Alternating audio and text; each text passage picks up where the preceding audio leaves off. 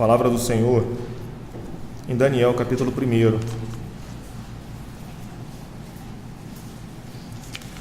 vou ler dos versos de 1 a 4. Se for possível, nós vamos falar até o versículo 4 hoje.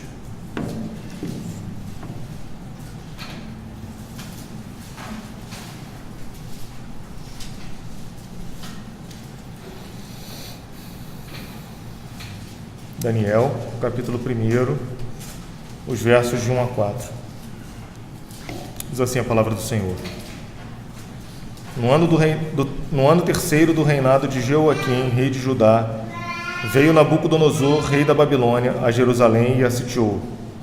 O Senhor lhe entregou nas mãos a Jeoaquim, rei de Judá, e alguns dos utensílios da casa de Deus. A estes levou-os para a terra de Sinar, para a casa do seu Deus, e os pôs na casa do tesouro do seu Deus. Disse o rei a Aspenaz, chefe dos seus eunucos, que trouxesse alguns dos filhos de Israel, tanto da linhagem real como dos nobres, jovens sem nenhum defeito, de boa aparência, instruídos em toda sabedoria, doutos em ciência, versados no conhecimento, e que fossem competentes para assistirem no palácio do rei, e lhes ensinasse a cultura e a língua dos caldeus. Vamos orar.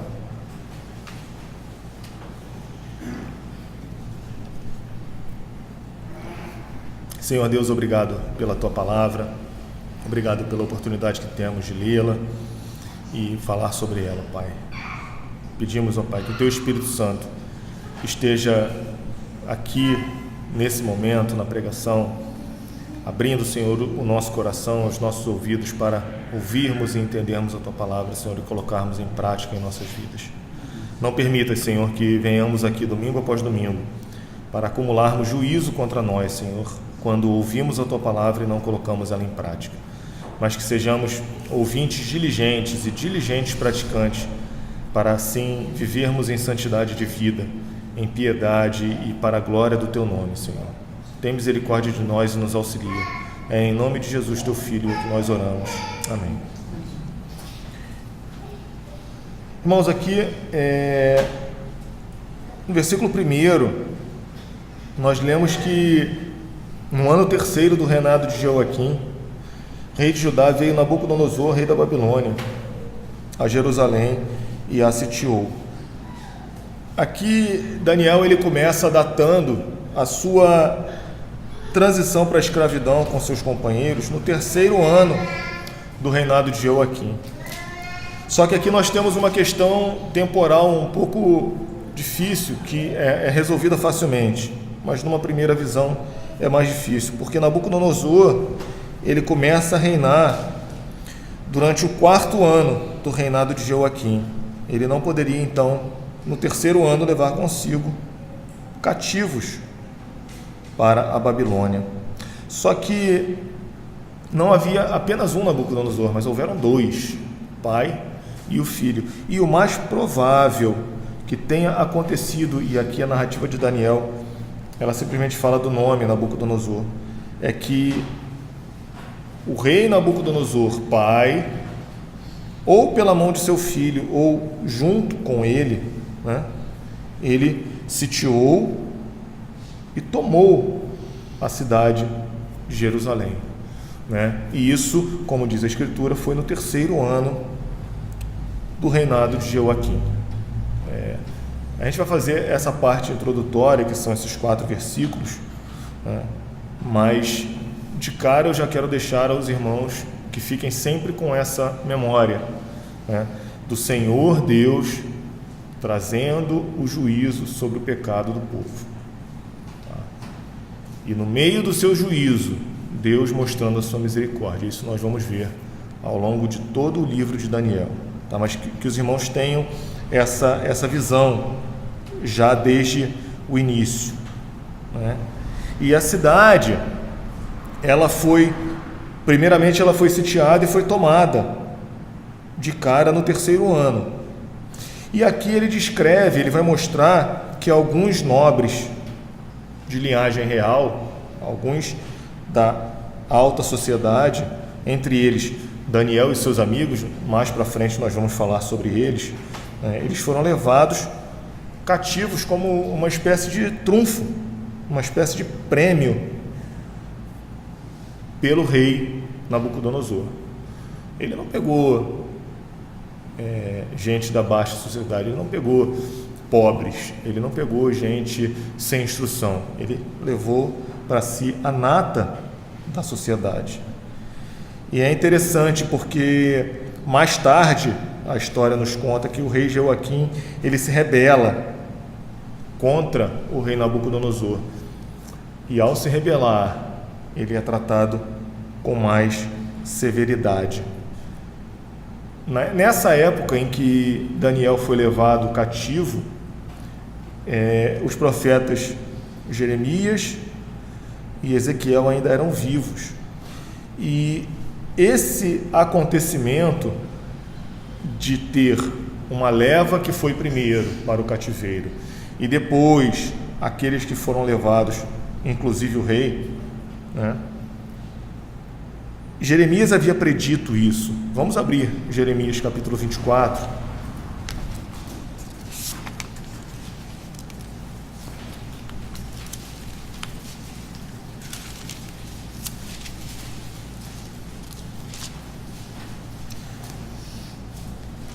Eu vou ler, os irmãos acompanhem. Fez-me ver o Senhor, e vi 2 cestos de figos postos diante do templo do Senhor, depois que Nabucodonosor, rei da Babilônia, levou em cativeiro a Jeconias, filho de Jeoaquim, rei de Judá, e os príncipes de Judá, e os artífices e os ferreiros de Jerusalém os trouxe à Babilônia. Tinham cestos figos muito bons, como os figos temporãos, mas o outro ruins, que de ruins que eram, não se podiam comer. Então me perguntou o Senhor: que vês tu, Jeremias? Respondi: figos, os figos muito bons e os muito ruins, que de ruins que são, não se podem comer. A mim me veio a palavra do Senhor dizendo: assim diz o Senhor, o Deus de Israel, do modo por que vejo esses bons figos, assim favorecerei os exilados de Judá, que eu enviei deste lugar para a terra dos caldeus. Porei sobre eles favoravelmente os olhos, e os farei voltar para esta terra. Edificá-los-ei e não os destruirei, plantá-los-ei e não os arrancarei. Dar-lhes-ei coração para que me conheçam, que eu sou o Senhor, e eles serão o meu povo, e eu serei o seu Deus, porque se voltarão para mim de todo o coração. Como se rejeitam os figos ruins, que de ruins que são não se podem comer, assim tratarei a Zedequias, rei de Judá, diz o Senhor, e a seus príncipes e ao restante de Jerusalém, tanto aos que ficaram nesta terra, como aos que habitam na terra do Egito. Eu os farei objeto de espanto, calamidade para todos os reinos da terra, opróbrio e provérbio, escárnio e maldição em todos os lugares para onde os arrojarei. Enviarei contra eles a espada, a fome e a peste, até que se consumam de sobre a terra que lhes dei, a ele e a seus pais. O que está acontecendo aqui? O profeta, ele falava ao povo: se rendam, se entreguem, não resistam. E o povo não quis ir ao cativeiro. Mas esses primeiros que foram levados, eles foram mais bem tratados. E nós vamos ver isso ao longo da exposição. E ao final, eles demonstraram arrependimento e voltaram para a sua terra. O povo que ficou na sua herança, o povo que não quis se submeter ao juízo de Deus contra o pecado, esse foi tratado com mais severidade. Aqueles que foram levados escravos por último, eles pensaram que eles estariam em melhor situação. E o profeta, ele desengana dessa orgulhosa pretensão e mostra que os primeiros cativos foram tratados mais gentilmente. E nós vemos que Daniel estava entre esses primeiros cativos. A gente tem que lembrar que na história do povo de Israel, eles não conseguiam entender, mais tarde eles entenderam, mas eles não conseguiam entender como que o Deus que os tirou da terra do Egito, aquele que era o Senhor de toda a terra, que deu vitória sobre todos os seus inimigos, não iria defender o seu povo, os iria arrancar da terra prometida e levá-los ao cativeiro, a uma terra imunda, a uma terra longe da cidade santa que foi escolhida. Nós vamos ver isso também com mais calma mais para frente. Mas os irmãos já têm que ter em mente, quando Deus vai estabelecer o seu juízo, nós devemos estar submissos a essa disciplina. Isso se reflete na nossa igreja nos dias de hoje. E aí nós vemos a diferença entre quem é povo de Deus e quem não é povo de Deus.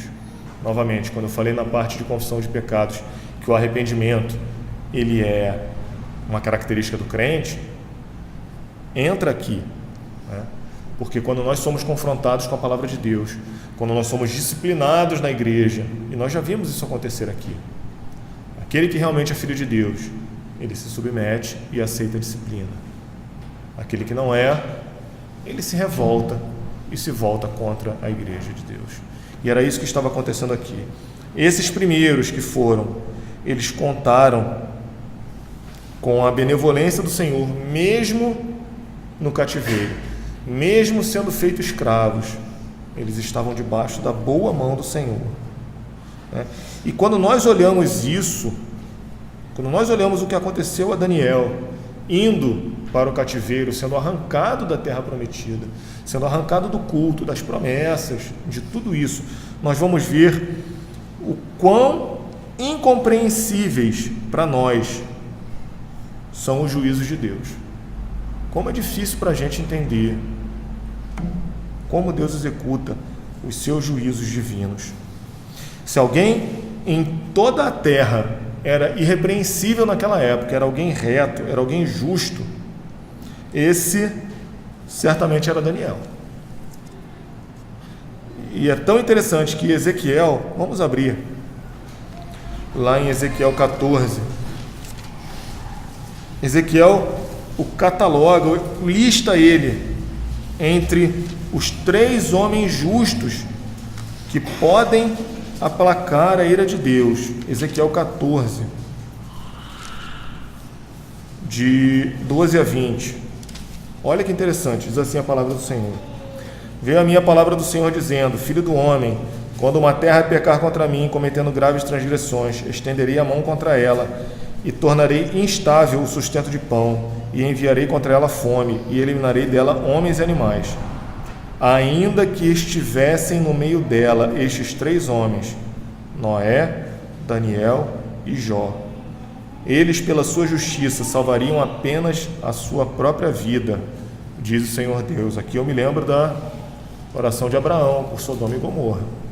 Ele parou em 10 justos, né? Aqui ele está colocando 3 homens notáveis na antiguidade, e Deus está falando que só esses 3 salvariam a própria vida. Versículo 15, continuando: Se eu fizer passar pela terra bestas feras, e elas a assolarem, que fique assolada, e ninguém possa passar por ela por causa das feras, tão certo como eu vivo, diz o Senhor Deus, ainda que esses 3 homens estivessem no meio dela, não salvariam nem a seus filhos, nem a suas filhas, só eles seriam salvos, e a terra seria assolada. Ou se eu fizer vir a espada sobre essa terra e disser: Espada, passa pela terra, e eu eliminar dela homens e animais, tão certo como eu vivo, diz o Senhor Deus, ainda que esses 3 homens estivessem no meio dela, não salvariam nem a seus filhos, nem a suas filhas, só eles seriam salvos. Ou se eu enviar a peste sobre essa terra e derramar o meu furor sobre ela com sangue, para eliminar dela homens e animais, tão certo como eu vivo, diz o Senhor Deus, ainda que Noé, Daniel e Jó estivessem no meio dela, não salvariam nem a seu filho nem a sua filha, pela sua justiça salvariam apenas a sua própria vida. Irmãos, nós estamos vendo, como foi no caso de Jó, Deus dando um testemunho da santidade e da justiça e retidão que Daniel vivia, se comparando a Noé e a Jó. Havia uma virtude tão extraordinária em Daniel que nós podemos o considerar como se fosse um anjo entre os mortais, alguém tão diferente como foi Noé, como foi Jó. E mesmo assim, ele foi levado para o exílio e viveu como escravo do rei da Babilônia, enquanto outros, aqueles que haviam provocado a ira ao Senhor, de várias maneiras, com vários pecados, com várias abominações, continuaram vivendo tranquilamente nos seus ninhos, nas suas casas. O Senhor não os privou da sua terra natal, não os tirou da sua herança, que era um sinal e promessa da adoção, quando o povo saiu do Egito. E aí, quando nós tentamos encontrar por que Daniel estava entre esses primeiros cativos, sem olhar para a graça de Deus, sem olhar para a sua misericórdia, sem olhar para o seu justo juízo, vai mostrar uma grande insanidade ao tentar explicar fora da luz da palavra do Senhor. Nós devemos começar e aprender a admirar o juízo que vem da mão do Senhor, principalmente quando esse nos atinge. Nós devemos lembrar das palavras de Cristo. O Senhor Jesus, quando ele foi falar aos seus discípulos que eles iam passar por dificuldades, por problemas, ele fala para eles: se em lenho verde fazem isto, que dirá do lenho seco? Essa santidade que havia em Daniel, essa piedade que lhe era clara para todos aqueles que eram da sua época, não foi levada, aparentemente não foi levada em consideração. E ele foi de forma ignominiosa levado ao exílio, de forma vergonhosa, e foi educado entre os eunucos do rei. Agora vamos pensar, se tamanha vergonha, tamanho ultraje aconteceu a um homem tão santo, que desde muito cedo havia se dedicado à piedade, o que nós realmente merecemos da parte do Senhor? Como nós somos conhecidos entre os homens? Será que nós poderíamos ser citados nesse texto de Ezequiel como um dos 3 pelos quais o Senhor não destruiria a cidade do Rio de Janeiro? O que nós devemos esperar da mão do Senhor? Quem ousaria se comparar a Daniel em termos de santidade de vida e buscar a presença do Senhor? Como foi falado, João falou de Cristo, nós não seríamos dignos nem de desatar as sandálias dos pés de um homem como esse, dado o seu grau de conhecimento do Senhor, dado a sua vida de piedade, a sua vida de santidade nesse mundo, para ser reconhecido pelo próprio Deus.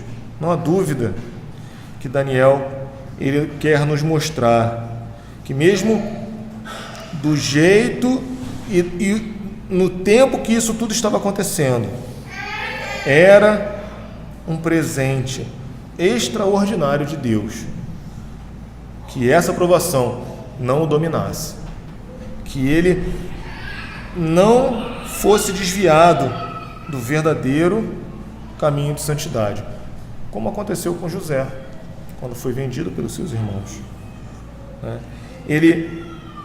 Quando Daniel ele percebe que ele era um exemplo da desgraça entre o seu povo,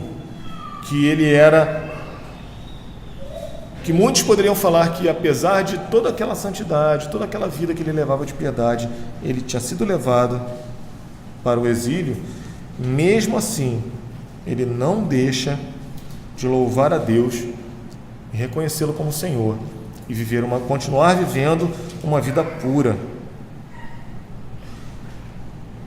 E aqui ele mostra, quando ele fala no versículo que o rei Jeoaquim havia sido divinamente entregue nas mãos do rei Nabucodonosor, ele remove qualquer ofensa da mente dos piedosos, no seguinte aspecto: era o Senhor quem estava fazendo isso. Não há ofensa em se submeter ao juízo de Deus.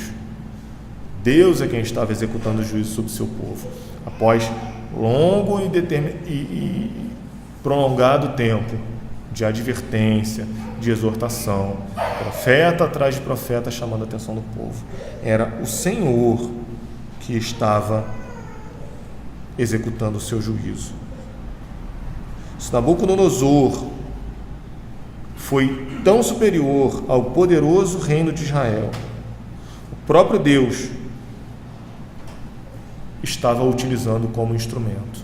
Ele estava agindo mesmo sem saber que o Senhor estava executando o juízo. E aqui Daniel, ele vai afirmar que lá no versículo 2, que o Senhor lhe entregou nas mãos a Jeoaquim.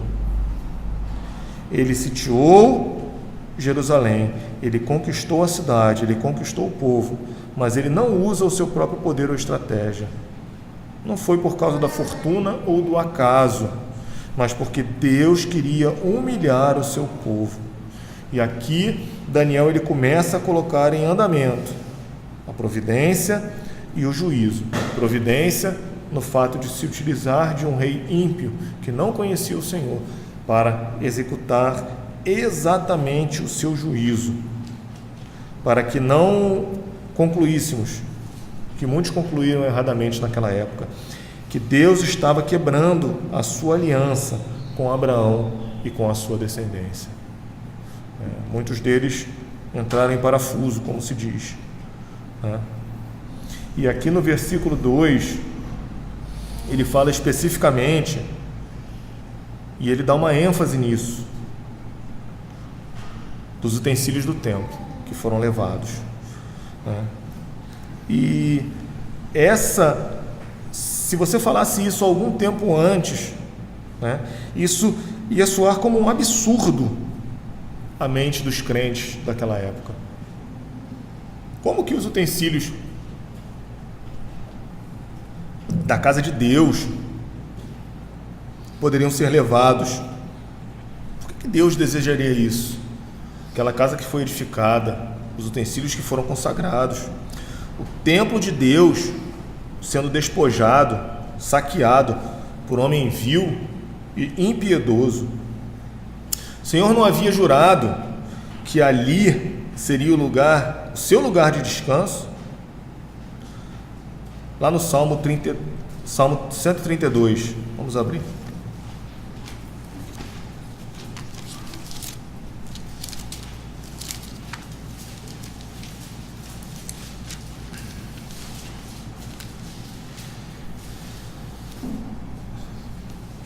Versículos 13 e 14.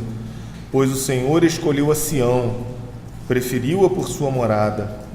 Este é para sempre o lugar do meu repouso. Aqui habitarei, pois o preferi.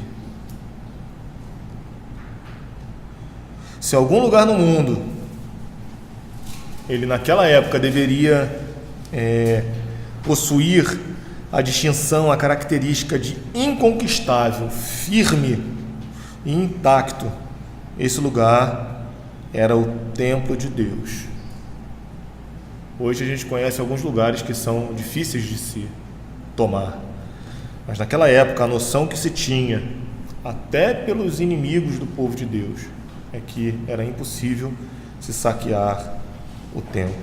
Mas quando ele foi saqueado, quando seus utensílios sagrados foram profanados, e ainda mais, quando um rei pagão leva esses utensílios para o templo do seu Deus, tudo aquilo que fora antes consagrado ao Deus vivo, essa provação, ela com certeza balançou a fé daqueles mais santos.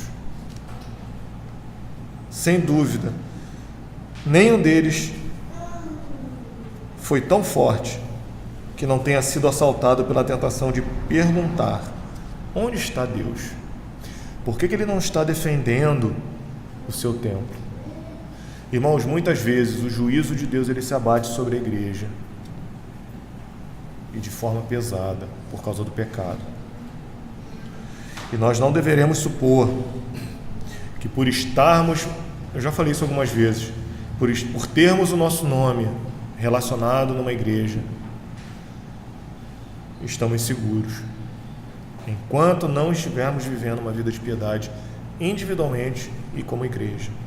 Porque o Senhor Deus, ele traz juízo sobre o seu povo, para que nós não sejamos condenados com o mundo. Apesar de Deus não habitar no mundo e não ser enclausurado paredes de pedra e de madeira. Ele escolheu esta que estava sendo tomada, cujos utensílios estavam sendo levados, para ser a sua casa. E os profetas vinham afirmando que ele está assentado entre os querubins. Olha como a cabeça desse povo Deus pega e torce. Tudo aquilo que eles confiavam externamente, uma religião externa. O povo tinha o seu coração longe do Senhor. Eles tinham o culto, eles tinham os rituais, eles tinham o sacrifício, eles tinham a Arca da Aliança, eles tinham tudo, mas não tinham nada, porque o seu coração estava longe do Senhor. Daniel nos afirma e nos lembra que o juízo divino, não deve nos parecer tão estranho que o Senhor visite apóstatas e impiedosos com um castigo tão severo, porque quando ele fala que Deus levou, ocorre uma séria antítese. Deus, ele é Deus, ele é amor, mas ele também é justiça. Não, essas coisas parecem não serem conciliáveis, mas aqui Deus, por ter tanto amor pelo seu povo e ser tão justo, ele os leva para cativeiro, para que o arrependimento pudesse ser efetivamente plantado no coração deles. E outra, Jeoaquim, ele não foi entregue ao rei de Babilônia sem uma boa razão. Quando nós lemos a história dos reis de Israel, a partir de Salomão, já começando em Salomão, o povo começa a se desviar e começam a cometer toda sorte de transgressão, coisas que quando nós lemos a gente fica estupefato, de chegarem a esse ponto de cometerem abominações piores do que os povos que habitavam a terra de Canaã antes de Israel conquistar a terra prometida. Piores, porque só o fato de se igualarem, eles já estavam piores, porque eles conheciam a lei de Deus, eles conheciam ao Senhor, viram as maravilhas, tinham os profetas, tinham a lei, e mesmo assim voltavam as costas para o Senhor. E Deus, dessa forma, ele aplica um castigo severo, se utilizando de povos vis, povos que não conheciam o Senhor, povos que não tinham o menor respeito pelas coisas sagradas, o menor respeito pelo culto, pela casa do Senhor. E eles, Deus, através desses homens, executa o juízo sobre o seu povo. E aí no versículo 3, ele continua. Disse o rei a Aspenaz, chefe dos eunucos, chefe de seus eunucos, que trouxesse alguns dos filhos de Israel, tanto da linhagem real como dos nobres ou príncipes. E aqui Daniel continua essa história e mostra por que ele e os seus companheiros foram levados para o cativeiro. O rei havia ordenado que se trouxesse não um povo comum, mas sim jovens provenientes da alta aristocracia, para que se pusessem diante dele, para que ministrassem diante do rei. E à luz desse fato, nós vemos que Daniel e seus amigos eram jovens distintos e superiores, nascidos em berços reais, descendentes do rei ou de príncipes, ou pelo menos gente da alta sociedade. É interessante porque o rei ele faz isso, Nabucodonosor ele faz isso para enfatizar que era ele que estava no controle, era ele quem mandava. Pode ser também que ele tivesse um plano mais sutil de usá-los como reféns, e a gente vai entender isso mais à frente, Ele achava que se esses jovens fossem educados na sua corte, eles se tornariam traidores e inimigos dos judeus, e dessa forma ele tirasse mais vantagens daquele povo. Assim, se você pega os jovens da alta sociedade, aqueles que são, como no nosso caso hoje, formadores de opinião, e essas pessoas se voltam para o rei que os está conquistando, é mais fácil você manter o povo que foi conquistado mais calminho, sem rebelião. Tá? Essa era uma estratégia que eles usavam. Ele esperava que, sendo de berço real, esses judeus eles se mostrariam mais submissos por medo de gerarem perigos para os da sua família, para os parentes do rei e dos nobres. Então, ao fazer isso, ele tinha um estratagema bem bolado, mas era mais disso, era mais do que isso, né? Nós vamos ver mais à frente o que realmente estava na cabeça dele, né? E aí, quando eles falam que Aspenaz, ele chama de chefe dos eunucos, tá? Algumas pessoas interpretam erradamente. Parece que esses garotos, eles eram criados na corte do rei, numa escola para nobres. Era como se eles estivessem sendo preparados para serem nobres e governadores nessa terra. Esses garotos, não parece que o Aspenaz fosse o superintendente dos governadores. Não, ele era apenas um instrutor na escola do rei. E esses garotos, eles seriam mantidos em posição de honra, debaixo dos cuidados do chefe dos eunucos. Eunucos aqui, a palavra em hebraico é sarizim. Só que essa palavra, ela não se refere apenas a eunuco, no sentido estrito da palavra, mas ela se refere a supervisor. E nós vemos isso acontecer na Escritura com Potifar. A mesma palavra que é usada aqui para Aspenaz foi usada para Potifar. E mesmo assim Potifar tinha uma esposa. Não fazia sentido o Potifar ser um eunuco, alguém que tenha sido castrado, como era o comum dos eunucos, e ter uma esposa. E é comum na Escritura usar esse termo para designar os sátrapas de um rei, os administradores, porque esses eram escolhidos entre a nobreza, e não é provável que todos eles fossem castrados, como acontecia com alguns deles, né? E já que esses eunucos, essas pessoas que eram chamadas para servirem diante do rei, eles eram os favoritos entre os reis do Oriente, esses rapazes comumente eram chamados por esse nome, tá? E o rei os educava numa espécie de escola, para que, no seu devido tempo, pudesse transformá-los em governadores das suas províncias. Então era uma estratégia bastante interessante do ponto de vista de dominação. Você pega os nobres,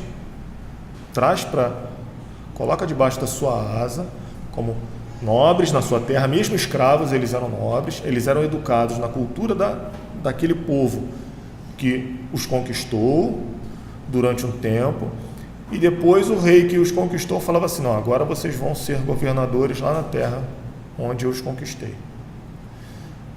Quem tinha sido conquistado que ficou na terra? Não, isso aí é gente nossa. Então eles se acalmavam, se submetiam, mas quem estava lá, a cabeça já era do dominador, não mais da sua pátria original. Então parece ser essa a estratégia de Nabucodonosor, né, que os trouxesse. E ele não traz gente de qualquer camada social, mas ele traz da linhagem real e da nobreza. Ele não ordenou que se trouxessem jovens do povo comum, mas da linhagem real, para que ficasse bem claro que ele era vitorioso e que podia fazer com eles o que bem entendesse. Eu escolho quem eu quero. E por nobres, pode-se entender aqueles que desfrutavam de grande influência junto ao rei de Judá. E como vamos ver, Daniel estava nesse grupo, ele fazia parte desse grupo. E aí no versículo 4 ele continua a descrição de como eram esses jovens sem nenhum defeito, de boa aparência, instruídos em toda a sabedoria, doutos em ciência, versados no conhecimento, que fossem competentes para assistirem no palácio do rei e lhes ensinasse a cultura e a língua dos caldeus. Irmãos, aqui Daniel ele começa a descrever as qualidades que Nabucodonosor exigia desses jovens. Eles precisavam ser jovens, garotos, não meninos de 7, 8 anos, mas sim adolescentes, sem nenhum defeito, isso é, que não houvesse nada defeituoso, mas fisicamente íntegros. Eles iam ser usados como vitrine, que fossem de boa aparência, ou seja, masculinos e de bela aparência. Além disso, ele adiciona: instruídos em toda sabedoria, doutos em ciência e versados em conhecimento. Aqui, esse doutos em ciência e versados em conhecimento parece ser uma referência àqueles que sabem falar, aqueles que são eloquentes no uso da palavra, além de saber, de terem o conhecimento, falarem muito bem. E é interessante porque nós todos já tivemos, eu pelo menos tive vários, professores que você falava assim: rapaz, esse meu professor sabe muito, mas ele não sabe passar aquilo que ele conhece. Esses, Nabucodonosor estava colocando de lado. Ele buscava jovens que têm aquilo na sua mente, estão cientes do significado de algo, mas que conseguem expressá-los a outros. Por que isso?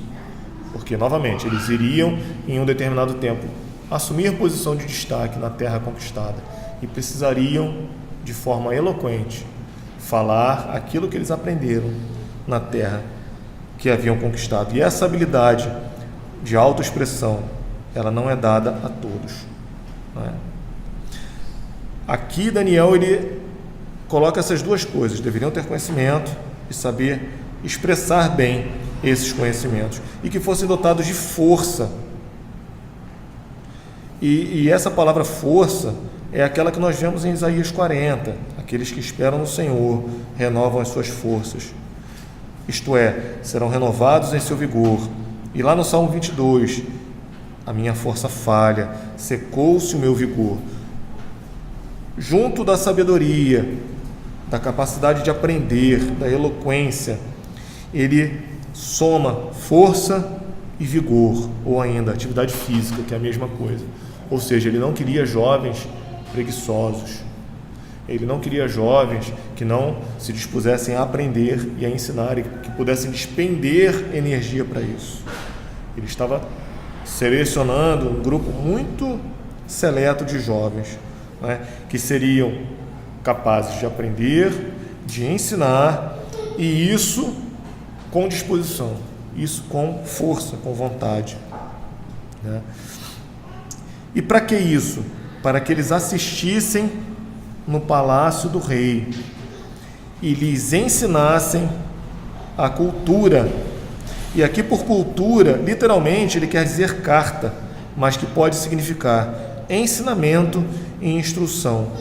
Essa cultura, eles seriam mergulhados na cultura dos caldeus, e a gente vai ver um pouco mais sobre isso.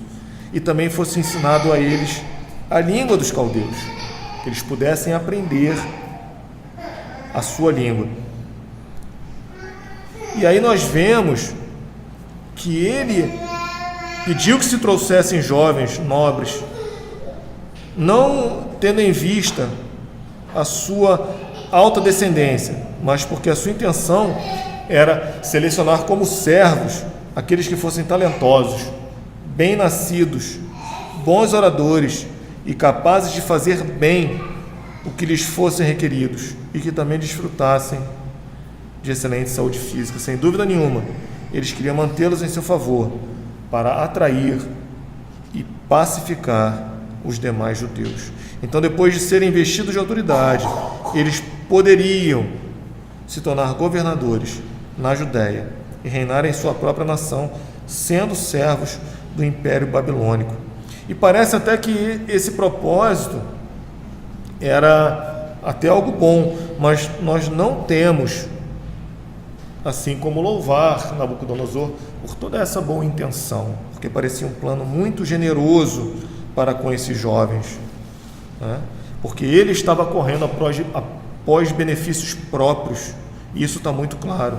E assim, nós vemos que a bondade e a liberalidade humana não são tão desprezadas naquela época como são hoje e tem sido durante os últimos séculos. Ele era alguém generoso, como não vemos em algumas outras passagens da Escritura com alguns outros reis que dominaram, mas nós vemos que não era louvável essa generosidade dele, porque a intenção dele era perverter o coração daqueles jovens. A gente vai ver isso mais à frente. Tá?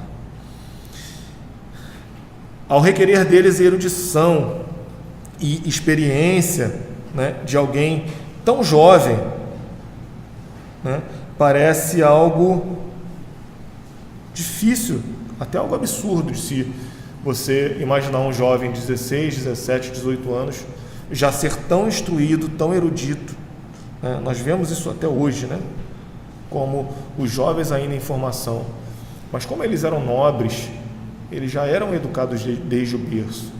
Eles já eram ensinados desde o berço.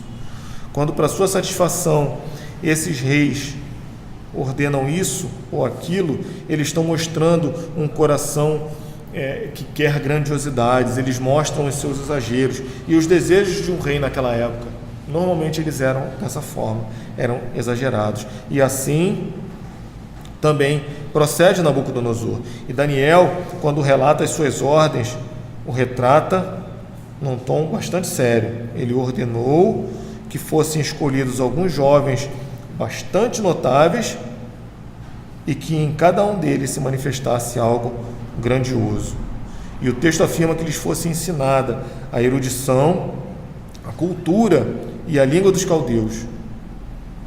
Ele não estava exigindo que fossem pessoas já prontas, né? Por exemplo, médicos formados, mas sim garotos de boa estirpe, dotados de qualidades que se destacavam dos outros e que se podia esperar deles grandes coisas. Ele ia investir nesses jovens para depois colher os frutos que o seu coração mal intencionado, né, ele esperava que pudesse receber. E ele tinha a intenção de educá-los na cultura dos caldeus. Isso implica que também ele não desejava que eles fossem perfeitos e instruídos intelectualmente. Pelo contrário, ele estava estudando as suas naturezas. E o seu propósito em ensinar a cultura da Caldeia.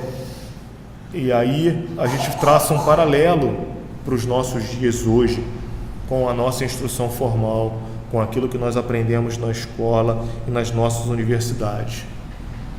Não se iludam, o propósito também, hoje, era o propósito do rei Nabucodonosor.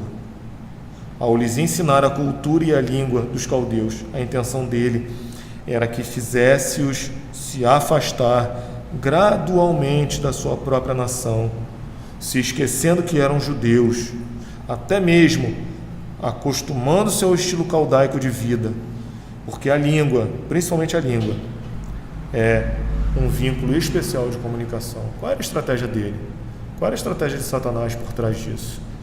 Através da cultura de outro povo, através da língua de outro povo, que esses homens se afastassem do Senhor, se esquecessem do Senhor, porque eles iam estar tão envolvidos com a nova cultura, com aquilo tudo novo que eles estavam aprendendo, que eles se afastariam do Senhor. E essa erudição, essa cultura, nós até podemos perguntar se era parte dessa lei que Daniel e seus companheiros aprendessem essas artes, essa cultura saturada pela fraude, né? Alguns historiadores mostram como era esses ensinamentos dos caldeus. Eles diziam, entre outras coisas, que eles poderiam conhecer o destino de todos os homens, né? Como existem ainda muitos impostores hoje no nosso mundo, eles se autodenominavam, não vou saber falar direito, Genetic Acts, traduzindo, escritores de horóscopo. Fazia parte da cultura dos caldeus. E outros se autodenominavam matematici, como se fossem matemáticos, né? Eles praticavam a astrologia e a astronomia, né? A gente vai ver isso mais à frente. Eles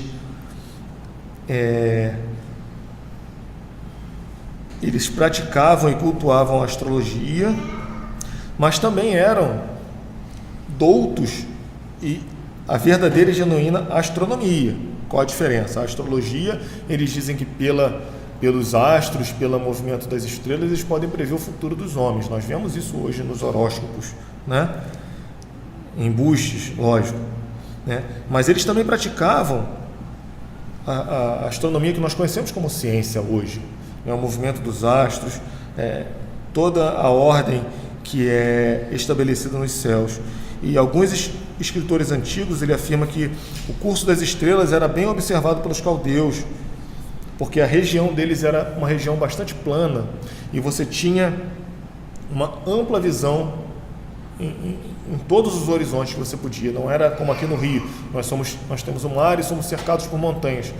O que nós podemos observar do céu é bastante limitado. E lá eles se desenvolveram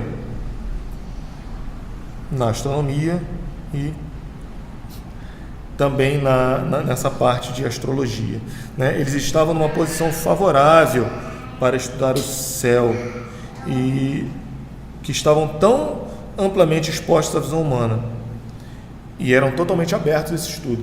Então, assim, parece que eles queriam inculcar isso na cabeça desses jovens. E nós vemos quando o Senhor dá a lei a Moisés, ele fala que não haveria entre o seu povo adivinhadores, nem agoureiros, nem aqueles que fizessem previsões, que falassem por qualquer outra coisa, mas somente aquilo que o Senhor falasse, né? Então, já era mais uma desvirtuação que o rei queria fazer com esses jovens ao trazer para eles a cultura dos caldeus. E parece que nós vemos aqui que os homens eles se volvem para coisas fúteis, para coisas que não levam a nada, pois eles não se contentavam com a ciência legítima e assim dão vazão a essas imaginações vãs e perversas, porque não passa de loucura o que esses genetriacs, ou os agoureiros, ou os escrevedores de horóscopo ensinam sobre o destino dos seres humanos. E assim Daniel teve a oportunidade de aprender todas essas artes. Ele foi instruído nessas artes, ou seja, astronomia e outras ciências, assim como está escrito, da mesma forma que Moisés foi instruído em toda a ciência e cultura egípcia, né?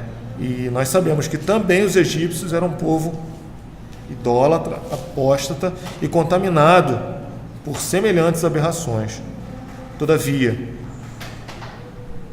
de ambos, Moisés e de Daniel, eles foram instruídos sobre as ciências, mas eles não se desviaram. Nós podemos usar esse exemplo para nós. Nós podemos ser instruídos na ciência, nós podemos avançar no conhecimento acadêmico, nós podemos avançar no conhecimento secular, mas isso em paralelo com a palavra de Deus. Quanto mais nós avançamos no conhecimento, nós devemos avançar no conhecimento da palavra de Deus. Para quê? Para que o nosso coração não seja pervertido. O mesmo Satanás que impulsionava Nabucodonosor a usar dessas artimanhas para fazer o povo de Deus se afastar definitivamente dele, ele continua a usar dessa artimanha hoje contra o povo de Deus.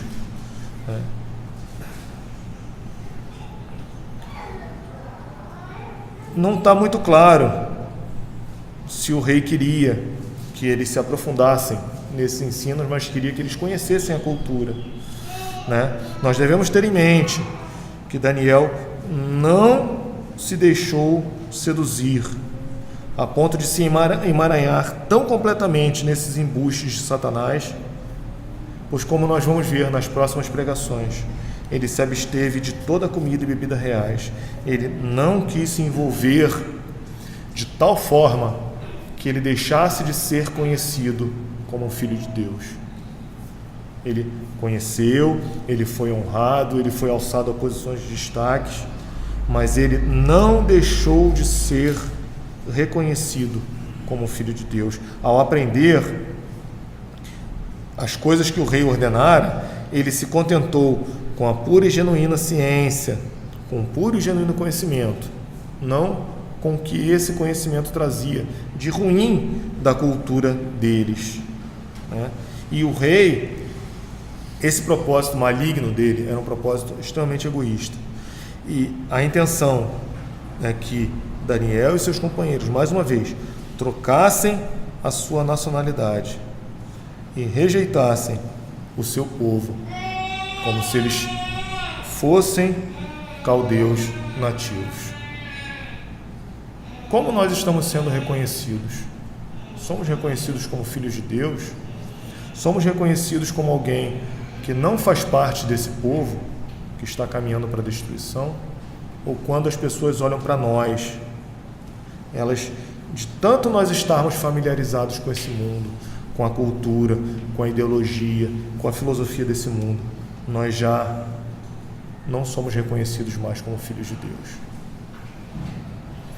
Irmãos, a gente vai ver que Daniel, ele passou por provas e passou por tentações, ele passou por situações extremas. Nós nem todos vamos passar por situações tão graves e sérias como Daniel passou e seus amigos. Nós vamos ver isso nas próximas pregações. Mas será que nós, por muito menos, já estamos abrindo mão da nossa nacionalidade? Por muito menos já estamos abrindo mão da nossa verdadeira cidadania, que é lá de cima, que é celestial, e estamos sendo instruídos como príncipes e nobres nesse mundo, aprendendo a cultura e o saber desse mundo e abandonando a palavra de Deus? Irmãos, nós precisamos todo o tempo nos lembrar do exemplo de Daniel e de seus amigos. Eles foram arrancados da sua terra, arrancados do povo de Deus, colocados no meio de povos ímpios, como é a nossa cidade hoje. Mas eles não abriram mão da sua nacionalidade. E naquele tempo, a nacionalidade mostrava